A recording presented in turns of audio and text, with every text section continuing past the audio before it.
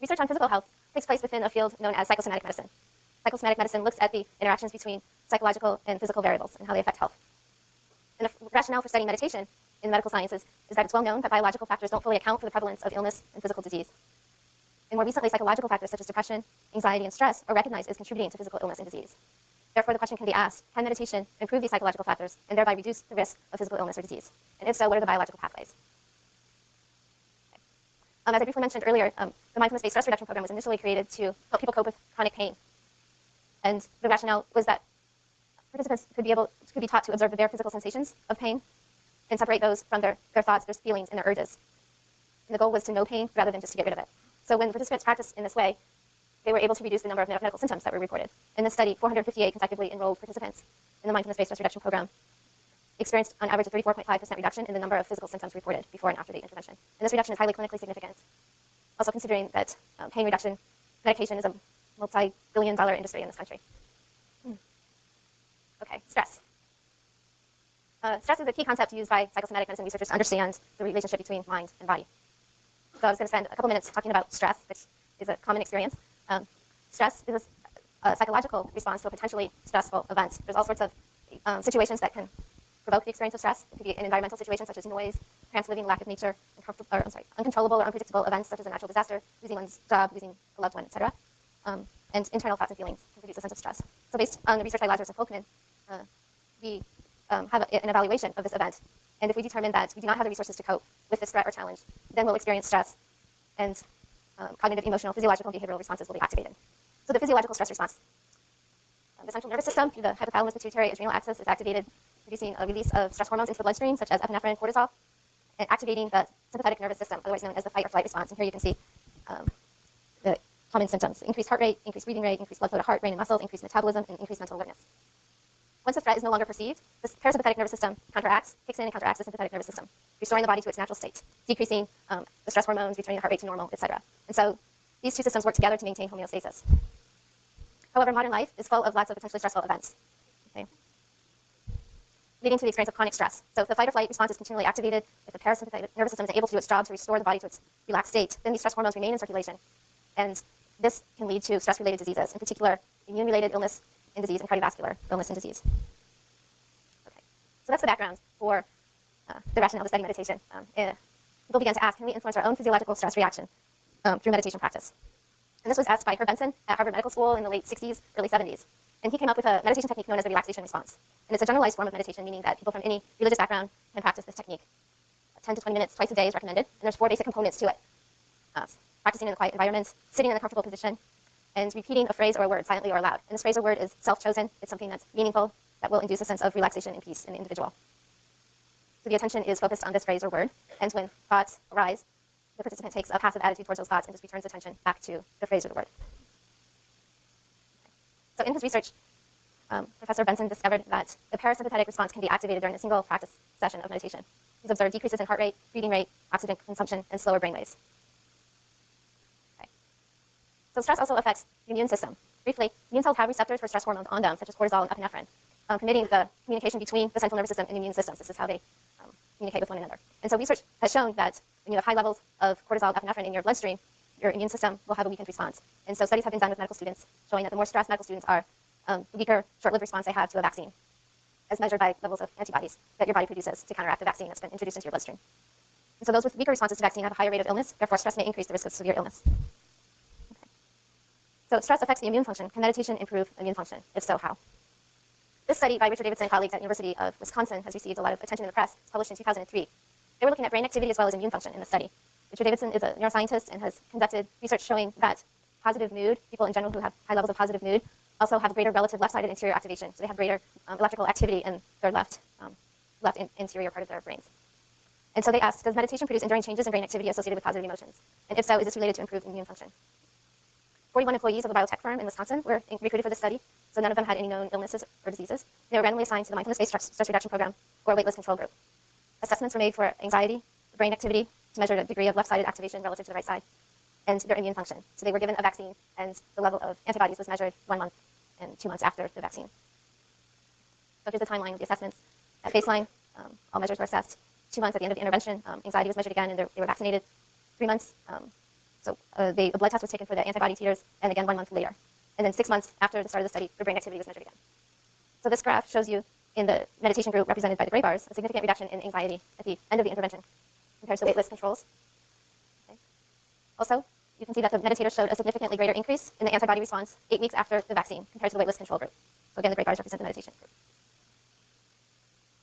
After 6 months, the meditators showed an increase in left-sided anterior activation compared to the waitlist participants. So time 1 is baseline, time 3 is a 6-month follow-up, and higher numbers indicate greater left-sided activation in the treatment in the meditation group, represented by the gray bar on the right. Okay. Furthermore, among the meditators, those who showed greater change in left-sided anterior activation also showed a more positive immune response. Yes. That's the number of antibodies that were found in the bloodstream in response to the vaccine. So greater number of antibodies, a better immune response. So these results suggest that meditation can produce stable changes in brain patterns over time, suggesting enduring changes in emotional responses are possible.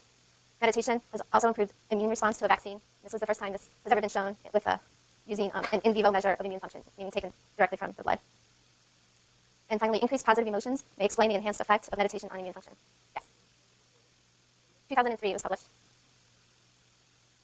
Okay. So the previous studies I discussed were among relatively normal, healthy individuals. So the next question that one can ask is whether meditation is effective in treating people who already have a stress-related illness. And so a lot of research has looked at the effects of meditation on high blood pressure, otherwise known as hypertension. 1 in 3 Americans are thought to have high blood pressure. High blood pressure is a serious risk factor for a heart attack or stroke. And the cause is unknown, but many believe that the chronic activation of the sympathetic nervous system leads to a permanent rise in blood pressure.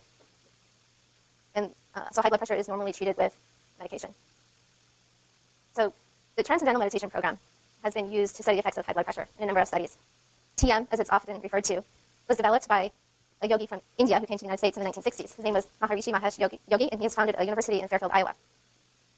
And to practice this meditation technique, you need to have an interview with a qualified instructor who then gives you a mantra or a word or phrase to repeat silently to yourself, and you're instructed to keep it secret, to not tell anyone at all. So similar to the relaxation response technique, you repeat this mantra over and over silently to yourself and have a passive attitude towards thoughts, and practice 15 to 20 minutes daily. And they claim that it's been learned by over 6 million people. Okay, so for this study, 127 African Americans were recruited. African Americans are known to be at high risk for blood pressure. As you can see here, normal blood pressure is 120 over 80, systolic, diastolic, and the average blood pressure at baseline in the sample was 147 systolic and 92 diastolic. Participants were randomized to one of 3 groups for 3 months. The Transcendental Meditation Technique, progressive muscle relaxation, which is a practice where you lay on the ground and you bring attention to muscle tension in your body and you practice releasing that tension from your muscles. Finally, there was an education control group where participants received lectures about the benefits of nutrition and exercise for high blood pressure. Okay, this is a graph of the results of the study. The first dotted line represents the education control group who maintained their blood pressure levels from baseline to 3-month follow-up. The second line is the progressive muscle relaxation condition. The third line is the Transcendental Meditation group. So you can see a significantly greater decrease in systolic blood pressure at the end of 3 months. And a similar pattern was observed for the diastolic blood pressure. So these results suggest that Transcendental Meditation reduces blood pressure more than progressive muscle relaxation therapy and education. Therefore, there's something unique about the actual practice of returning attention to a specific mantra, and not just a generalized relaxation technique. And the reduction in blood pressure observed is similar to the reduction observed with blood pressure medications. And the reduction is associated with a reduced risk of death from cardiovascular disease. Okay, so based on this research by Per Benson and the Transcendental Meditation Group, meditation is incorporated into a number of programs used to treat heart disease. And where I work with Dr. Jean Ornish at the Preventive Medicine Research Institute in Sausalito, stress management is one component of a multi-component intervention to treat people with heart disease. As you can see, there's also a low-fat, plant-based diet, moderate exercise, group support, as well as meditation practice. And just as a side note, though several studies have found that meditation is beneficial in reducing blood pressure, the National Institute of Health have not formally recognized any stress management technique, including meditation, as a lifestyle modification to prevent or treat blood pressure. It's currently a big debate in the literature right now, and this may change in the near future. Yeah.